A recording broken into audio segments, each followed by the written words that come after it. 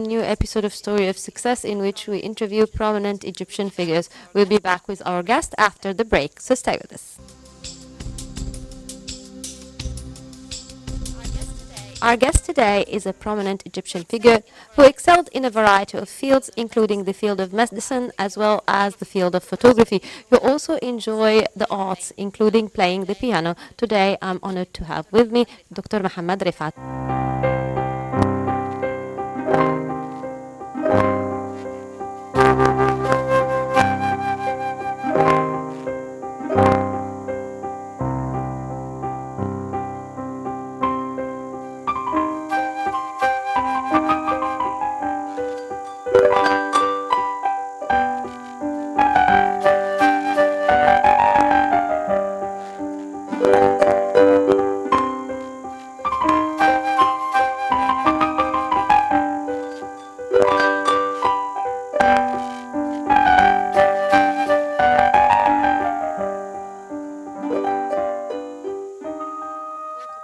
Welcome with us, Doctor. Welcome. Thank you. Well, first of all, I'd like to ask you, why did you choose to study medicine? Well, in fact, I was born in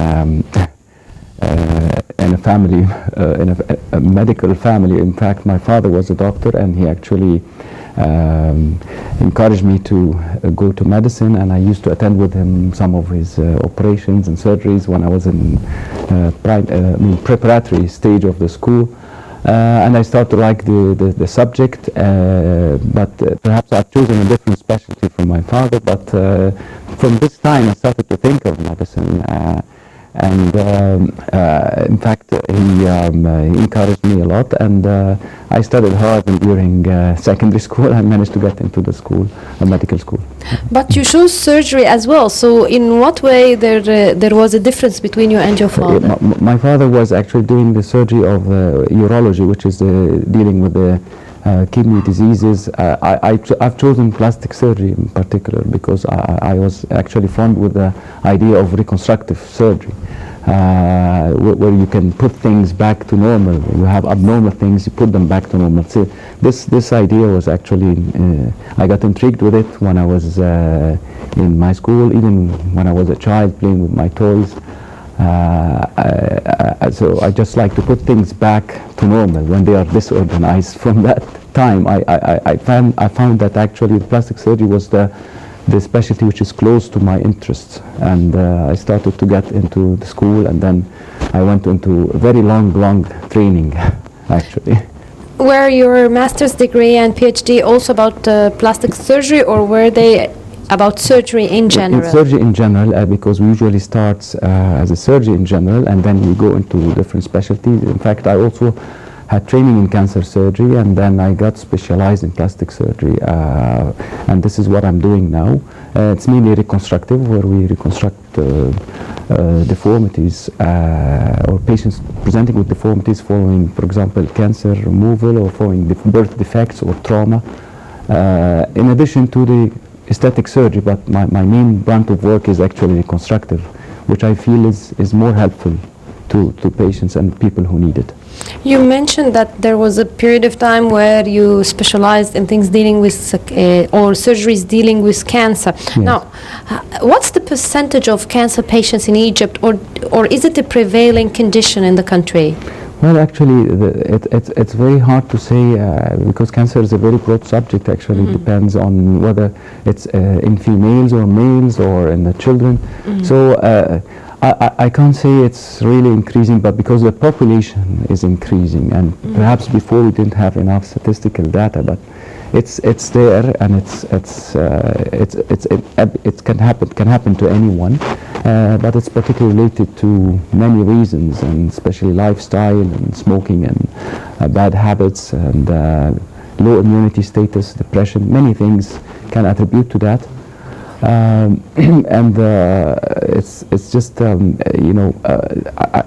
figures are very difficult to say because it depends on which cancer you're talking about.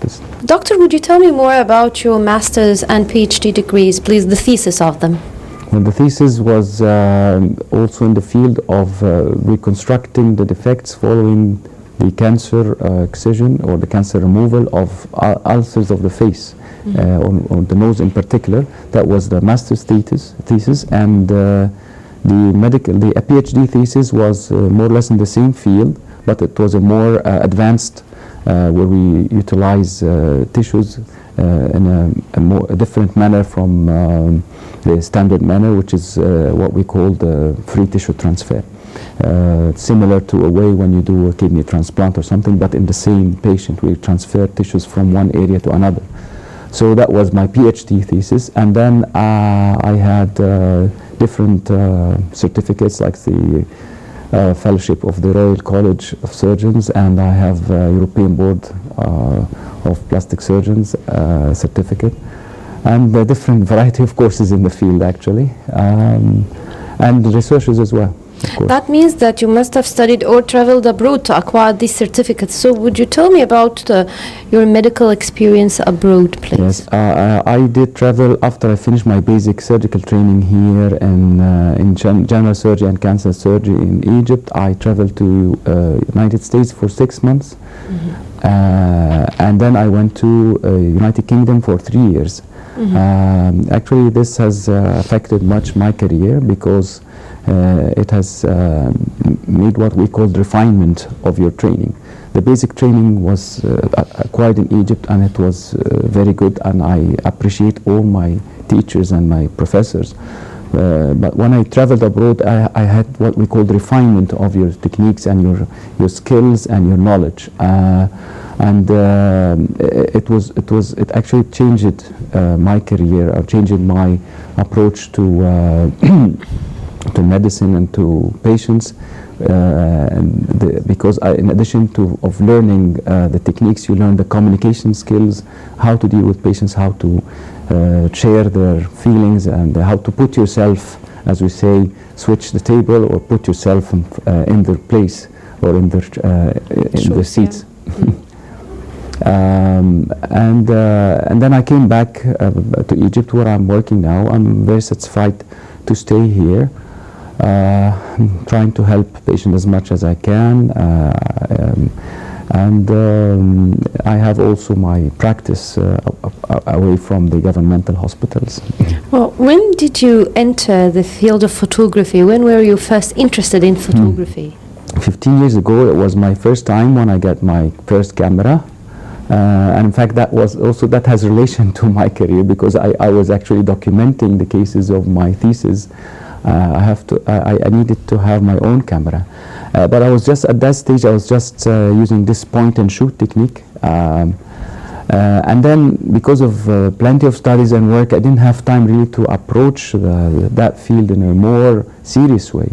Until recently, 3 years ago, I started to approach it in a more serious way. I went into a course in the American University in Cairo. That was just a basic photography course, and from that time I started to go to that hobby in a more serious way. I joined, or I submitted my work into several exhibitions, and I actually submitted also to a couple of competitions, and I had one of the competitions. I had the 3rd place, and the another one was 11th place, although it was low down in order, but it was a very important competition. And I'm just still going every now and then, if I find time, just take my camera and shoot somewhere, or if I have something in my mind, go to shoot it or document it. Now, you mentioned that you actually acquired two awards. Would you tell me the topics? Like, was it portrait? Was it landscape? Tell me about the photographs themselves. Right. The first one, it was both of them were local competitions here in Egypt. The first one was on it was the theme of the competition was on the ceilings and of the mosques, temples, churches, and museums in Egypt. The idea was how to show the beauty of these ceilings, and that was I won the third prize in that. And the second one was the competition organized by European Union delegation in Egypt, the theme of which was Egypt is the gift of the Nile. I felt my photo, I was very satisfied with it. although it won the 11th place, but I was very satisfied with it because it conveyed that theme, because I was actually shooting the Nile, and the Saqqara pyramids were shown behind with the Hashur pyramids, and on either side of the Nile we have a church adjacent to a mosque.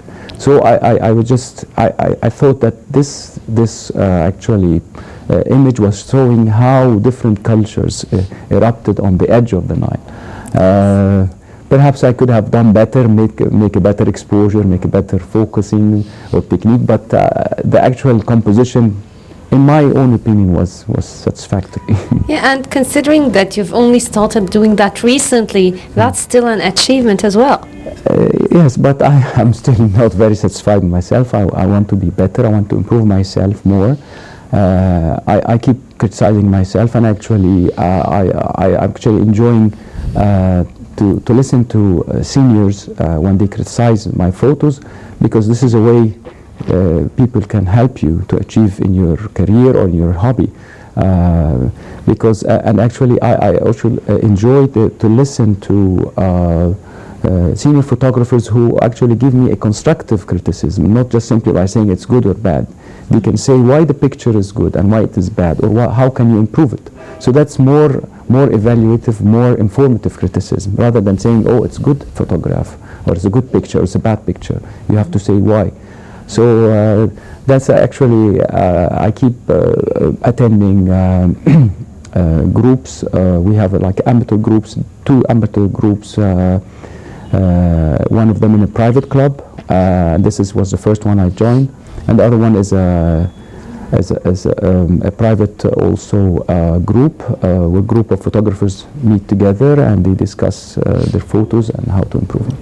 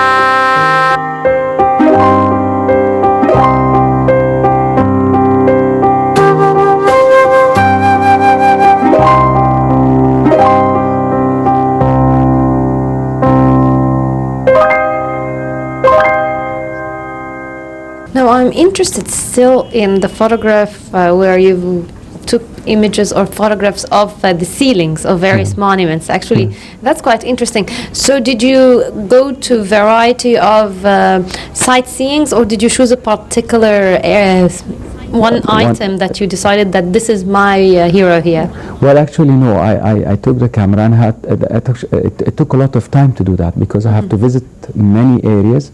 I went to Muhammad Ali's mosque. I went to Prince Muhammad Ali palace here in Manuel, and I went to different areas, and I took a lot of pictures, maybe more than 200. But I keep, after that, when I go back home, I keep filtering them and decide which one is better than the other, why this one is good, and then eventually I've chosen 3 only out of this. So it actually is. It requires a lot of work, a lot of effort. It's not very simple, really. And a lot of time. So which 3 sites did you choose? Which 3 ceilings for which places? I've chosen in Sultan Hassan and also in Manuel Palace. The Manuel Palace has that mosque inside, and it has actually 2, the ceilings has 2, it's like a junction of 2 different shapes and textures. So I managed to get in the middle, to get both together. So that picture was the one that got the 3rd place. Yeah. I'd like to go back in time and ask you, you mentioned that actually you got into photography and then you started taking it seriously 3 years ago. Now, did you, in addition to the private course you've taken, did you take other courses? Yes. And tell me more about how did you improve your photography skills? Yes, I have attended a course in color perception. That was organized by an important figure who actually affected also, or has an impact on my photographs, Ms. Dr. Muhammad Ismail. The color perception, it was just a course on how to interpret colors, what is the psychology of colors, and how to make harmony between colors. So that was really make a great switch in my photographs, because before even I was interested in black and white, and since I had that course, I liked the colors more, again, because I discovered why do we choose different colors, why do we choose the yellow and why do we choose the blue, and how to make this color more saturated than the other in the photograph, and what is the impact of that. So that was very important. Also, several courses on criticism, photo critique, or what we call photo critique, or how to criticize photos. That was also, these were in fact a couple of lectures. In addition to books, I'm reading a lot of books in that field. Plenty of books, and they are specialized. Like you have a book for landscape photography, you have a book for portrait photography, you have books for people photography, street photography, architecture. So it's actually quite subspecialized area actually. الحلوة دي قامت تعجن في البدرية واديني في الفجرية يلا بينا على باب الله يا صنايعية اجعل صباحك صباح الخير يا استعطية الحلوة دي قامت تعجن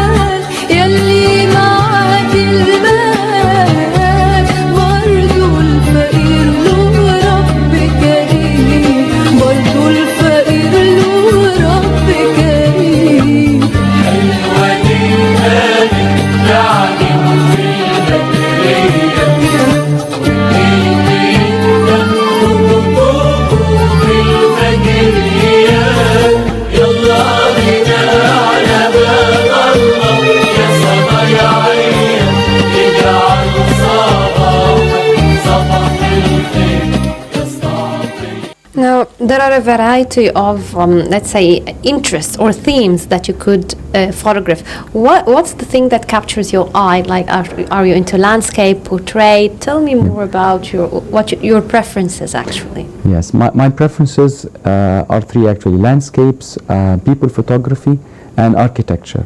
I like landscapes very much, but they usually you prepare yourself for that.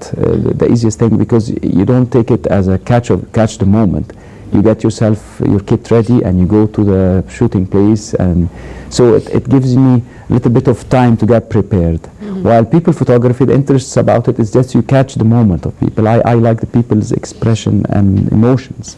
I don't just go, I don't like people, I don't ask them to pose to get the picture. I just go to a certain area and I ask people first, I'm going to photograph in here, and if I take their consent and acceptance, I just start to move around, and then when I catch someone doing something, I just take the photograph, and it's actually, sometimes it's satisfactory. Did you have any adventures while you were taking these pictures? Yes, quite a lot actually. Would you tell us a bit? Would you share with us? Well, recently there's a trend among people that, especially for photographers carrying big cameras like professional cameras, the people get a little bit intimidated by that. They feel that this person who's photographing is doing something wrong or is arranging for a plot or something. But I'm shooting public places, and actually it's a culture of the people, especially recently over the last 5 years, in view of the political circumstances that we're living in. So I have a lot of harassment by people, and they thought I'm a foreigner taking photographs. I'm not an Egyptian, so I keep telling them, no, I'm Egyptian. I'm an amateur photographer. I'm just doing that to document how pretty our country is. So it takes a lot of time to convince people that you're doing something right. Actually, I'm sure most of the photographers, they have these challenges and they face it when they go down the streets in Cairo. So I was hoping that our Ministry of Culture or Ministry of Interior, they would just give us any kind of license or something just to satisfy people that we're just shooting public places. I never shoot people without telling or without asking their consent or their acceptance. And that's everywhere. It's not here. It's their right. But the problem with the bystanders who are around, when they look at you, what are they doing, and they like to intrude and to say why he's doing this. In fact, I'm taking the consent of the person I'm shooting, but you know, this is some people have this attitude and this culture, not everyone, but it's a challenge and we have to face it every day. Now, have you taken pictures abroad as you travel? Yes. But interesting, I actually traveled in Egypt a lot over the last 2 years since I started to take photography in a serious way. Instead of traveling abroad, I travel here in Egypt in different locations, and research is very interesting. I visit very interesting places and that I have never thought of going to before. And that was probably pushed because I want to photograph, but maybe if I didn't like to photograph, I wouldn't have gone there. But actually I visited several areas like Bahariya Oasis, of course Luxor and Aswan in more details, and Hurghada and Sharm el-Sheikh. So actually there are a lot of scenes in Egypt, and in Cairo there are plenty of places and plenty of locations, and they're all concentrated in the middle of Cairo. I couldn't imagine that we have all this heritage, really. Do you have a favorite location? Favorite location? It's actually very difficult to answer because it's not only one. I have many locations I like. I like to go to central Cairo or to the area of the Muazzez Street and the Citadel or the castle. In addition to the areas where we have coasts like North Coast, although there aren't plenty of things to shoot, but I like the sea view and the seascapes in particular. They are very intriguing when you take pictures of them, especially in certain times of the day. And also I like to shoot the Nile. This is my third favorite area because the Nile has a lot of impact also in the photographs. But if you choose the right moment, the right people, the right location. Now, when you shoot, do you just shoot several shots and then pick the best, or do you wait for the perfect lighting? Like, how do you set yourself to take a picture? There are certain times of the day you should avoid shooting, which is where the sun is very bright. In the midday, not a lot of people or photographer will go on that day because the sun is very bright. So it's either before sunset or in the sunrise, or maybe after 4 o'clock. So around that area, avoid just the areas of the midday where the sun is very bright and the exposure. What happens is the picture gets what we called washed out because it's very bright, overexposed. But if I'm planning to go for a location or a landscape, I visit this location first and I have a quick round and take where is the best angle of view. And then I study the area very well, and I study the people. Will they accept for me to come and take my photograph? And then I get my kits and I start the following day. When I come back home, a day or two, I start to filter these photos, because not all of them, of course, are successful, and that's the advantage of digital cameras now. Before, when you used to shoot with a film camera, you are only restricted with 35 or 36 photographs or images. If you lose 20 of them, you lost them, you can't do anything with them. But in the digital field now, you can exclude some, you can adjust some, make them better. You can enhance them by the photo editing, but not manipulate them. You just enhance them, make them brighter, less exposed or exposed, make them remove spots. So that's acceptable actually all over, even all over the world. In most competitions, they accept you to do some editing on photos, but not to manipulate. Unfortunately, the time of this episode is out, but we will be continuing the interview together in the next episode. So thank you very much, Dr. Mohammed Rifat, for this interview. Thank you. Welcome. Thank you. Well, that was Dr. Mohammed Rifat, and we've learned about why did he choose to enter the field of medicine, and we've learned about his specialty. Also, we've tackled his most preferable hobby, which is photography, which he is trying to take it to a further step ahead, and we will be continuing learning more about his story of success in the next episode. So till then, it's goodbye.